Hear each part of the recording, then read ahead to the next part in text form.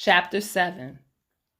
Being the so-called new minority was supposed to be a compliment, but Ileana Martinez understood its true meaning. It was just another way of saying she was outnumbered in this country. She thought the phrase was inflammatory and used to pit blacks against Latinos. She enjoyed competition, but not the kind that tried to manipulate one race of people by telling them they were being replaced by another in the workplace and in society. Such resentment created fear, jealousy, and anxiety. There was always that additional pressure to outdo one another at any cost. Ileana Martinez only competed in the surgical world. She fought to be the best in medicine where it truly counted, where having the most qualified surgeon performing an operation offered the best outcome, the best prognosis for a patient. She had no liking for politics, not here in America and not in her native country of Mexico. She thought all governments were corrupt. They made a business out of exploiting the poor and less fortunate. The top 10% of the world succeeded off of everyone else. She knew the field of medicine was also political.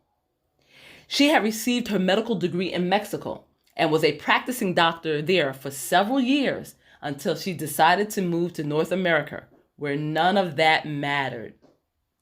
Her credentials seemed even laughable in the eyes of the U.S. hospitals she applied to. Dr. Ileana Martinez was screened, politely given advice at each interview. The message was always uttered in a well-meaning voice, but the words never changed. Either go to a medical school in this country or move back to Mexico. She resented the advice, but took it. When Ileana moved to the States, she had to start all over. She reapplied to medical school and once again began to compete with students. But this time, they were half her age, young men and women in their 20s. Ileana also had to complete another residency program before she even could consider studying the subspecialty of her choice, which was what had drawn her to this country in the first place.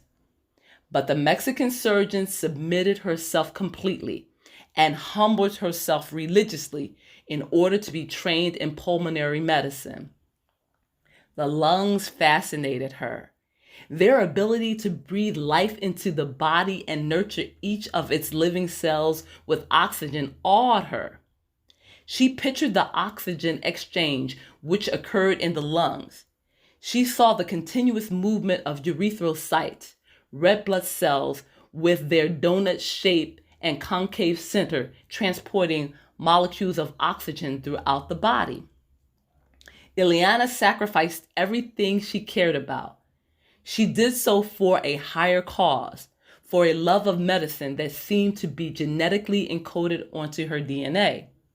She left her husband in Mexico while she chased a dream. She subjected him to 7 years of hell. No man wanted a long-distance marriage or a wife who was only available during holidays and school breaks. They had argued, fought, filed for divorce, but her Jorge kept their wedding vows.